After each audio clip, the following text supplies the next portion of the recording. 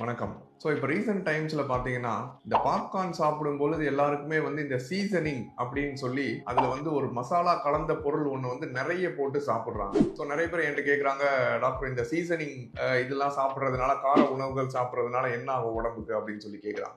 So இந்த சீசனிங்கோ இல்ல வந்து நம்ம மசாலா சிக்கன் 65ல அதிகமான மசாலா ஆட் பண்றோம், இல்ல சிக்கன் ரைஸ் சாப்பிடுறோம், அதுல அதிகமான மசாலா போடும் பொழுது என்ன ஆகுதுன்னா, நம்ம வயிற்றுக்குள்ள இந்த ஹைட்ரோகுளோரிக் ஆசிட் அப்படிங்கிறது செக்ரீட் ஆகுது. அது நம்ம வயிறை எதுவும் பாதிச்சிடக்கூடாது அப்படிங்கிறதுக்காக ஒரு மியூக்கஸ் லேயர் ஒன்று இருக்கு. ஸோ இந்த மியூக்கஸ் லேயர் தான் ஹைட்ரோகுளோரிக் ஆசிட் நம்ம வயிறை பாதிக்காம இருக்கிற பாதுகாப்பு அரண் அது. ஸோ இந்த காரமான உணவுகள், இந்த சீசனிங், இந்த விஷயங்கள்லாம் நிறைய போடும் பொழுது என்ன ஆகும்னா, இந்த மியூக்கஸ் லேயர் ஃபுல்லாவே டேமேஜ் ஆயிரும். இந்த மியூக்கஸ் லேயர் டேமேஜ் ஆகும் பொழுது நம்ம ஹைட்ரோகுளோரிக் ஆசிடும் ஸ்டொமக்கோட வாலுக்கும் டைரக்டா கான்டாக்ட் வரும். அதுதான் it leads to gastritis and later ஸ்டேஜ்ல it can lead on to gastric ulcers also. So இந்த இது நடக்காம இருக்கணும் அப்படின்னா நம்ம காரமான உணவுகளை கொஞ்சம் கம்மி பண்றது நல்லது. ஏன்னா காரமுமே நம்ம உடம்புக்கு தேவையான ஒரு சத்து தான். ஸோ அளவுக்கு மிஞ்சினால் அமிர்தமும் நஞ்சு அப்படின்னு சொல்ற மாதிரி காரமான உணவுகளை தவிர்க்கிறது நல்லது. பிளஸ் காரம் சாப்பிடும் பொழுது அதை கம்மியா சாப்பிடுறது நம்ம உடம்புக்கு ரொம்ப நல்லது.